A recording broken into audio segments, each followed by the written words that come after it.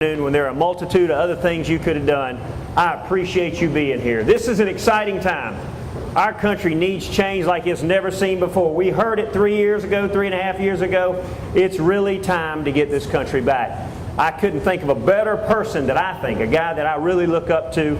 I met him years ago when I was actually a very young lieutenant governor. He was serving as the governor, living in a mobile home on the governor's campus while they were redoing the complex, and we got to be friends. And so this is an exciting day.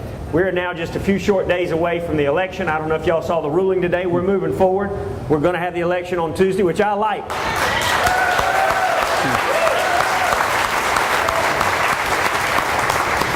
And you know, it gets heated towards the end, and I know people start really grasping at straws and throwing all kinds of personal attacks out, but it's pretty simple in this campaign. There's one individual that has raised taxes, and there's one that's fought for years, my own leadership, and every time they raised a tax, I ruled it out of order as a lieutenant governor. Not one time did we miss.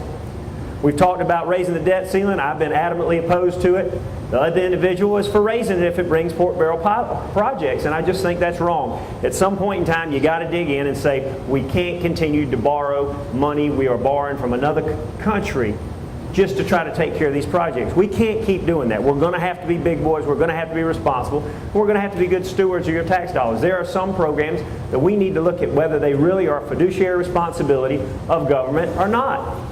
And so it's time. I decided to come to downtown Florence versus the other areas because I know so many of you are working so hard to revitalize this area, and it's happening.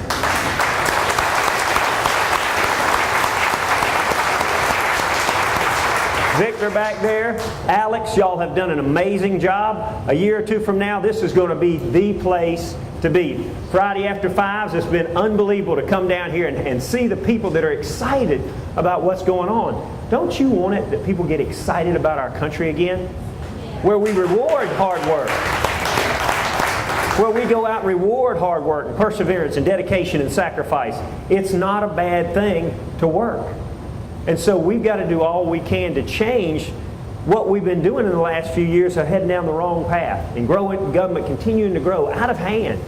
And so I'm excited about what's going on. We've seen a movement. We all know the movement's happening and people are excited. I want you, when you go out on Tuesday, and if there's anybody here that's thinking about voting for the other individual, you go vote on Wednesday. But on Tuesday when you go out, I don't want you to say, you know, I'm going out to vote. I want you to be excited about going out to vote because you've got an individual that is willing to go out and work as hard as I possibly can and go up there and fight, whether it's my own party or the Democrats, if they don't want to rein in spending, if they don't want to do things that make it easier for people to create economic opportunities, to create jobs. You've got a lot of business leaders in this community. Wouldn't it be nicer if we made the Bush tax cuts permanent? Wouldn't it be nice if we had rapid depreciation on equipment, encourage people to go out and spend money? Look, there are people that are watching what's happening right now. Did you see the stock market today? It's a volatile time. Procter & Gamble leaving the country now. We've got to go back to what made this country strong, and the reward system's got to be there for people that are willing to take calculated risk. That's what a free market's about. So when you go out on Tuesday, please drag every friend, family member you got. If you can, from now till then, Facebook, email, talk to your friends. Could be a close election. I hope it's not. I hope it's not close at all. But when we're talking about the low percentage of folks that came out, right at 10% in the last election, it'll be less than that this time. So the people in this room ultimately can decide who the next congressman is from the 7th Congressional District. And I'll say this, you know, most of the time you don't talk about your opponent in a favorable way. I will say this, as Republicans, we are blessed. We had 9 of us at one time, and I'll tell you this, you could take any one of those 9 and take the worst one, and they're still better than the best Democrat they got.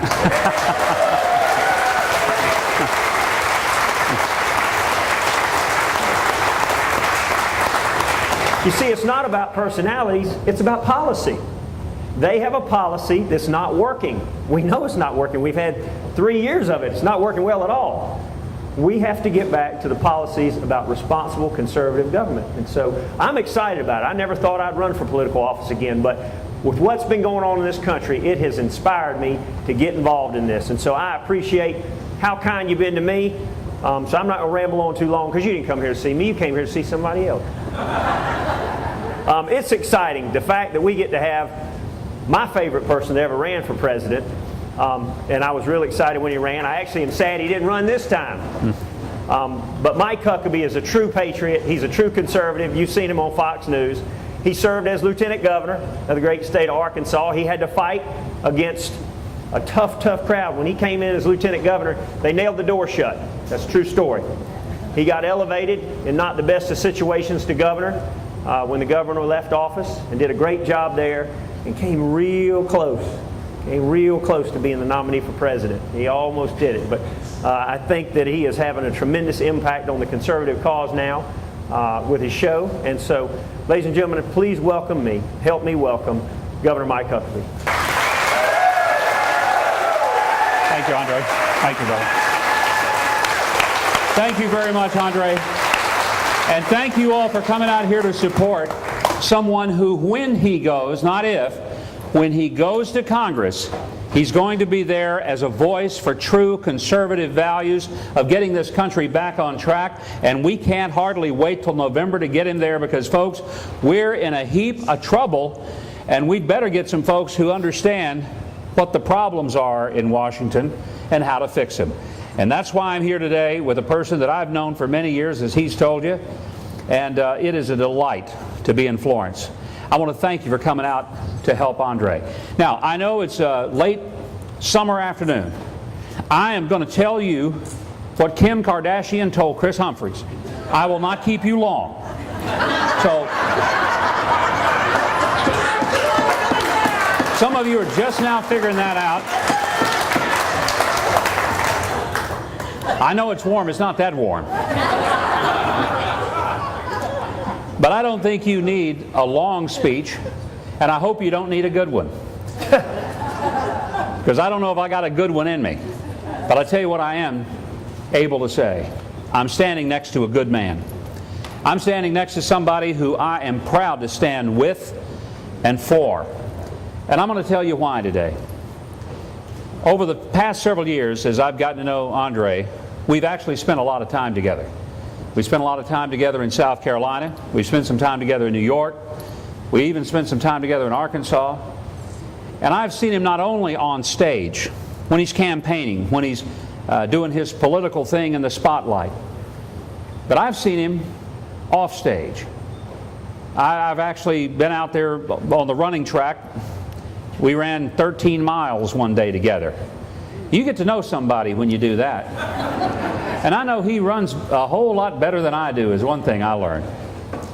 But in all the relationships that I have had with Andre through the years, both as not only a colleague in politics, but as just a friend, I want to tell you something, and I don't want anyone to doubt this for one moment. Don't let anybody tell you anything other than that this man has the integrity that we desperately need in the House of Representatives. And if you elect him, he will not disappoint you, not only in the way he votes, but in the way he lives. And the one thing I do not worry about is that I'd ever pick up a newspaper and see that Andre Bauer had gone rogue and decided to raise your taxes, to make it tougher on you to take care of your business, to somehow make it so that the government was taking more responsibility for raising your children than you were, and believing that somehow they could raise your kids better than you do. I never, ever will have to worry that he will vote to take the life of an unborn child or to use my taxpayer dollars to ever fund the taking the life of an unborn child, because his principles are rock solid.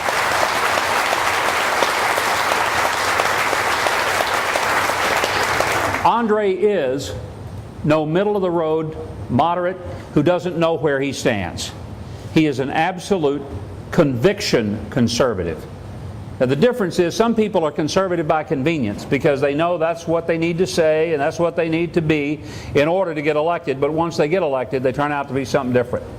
You know what you've got in Andre is somebody who has a record of absolute, complete conservative conviction. As he served as your lieutenant governor, He never surprised you or shocked you and one day said, you know what, I don't think the taxes on the people of South Carolina are high enough. Let's go raise them. Not one time has he ever done that to you. He's not going to start when he gets to Washington. Number one, you aren't going to let him. Number two, I'm not either. I'll personally go to D.C. and kick his rear end all the way back to Florence if I have to, but he ain't going to do it, folks.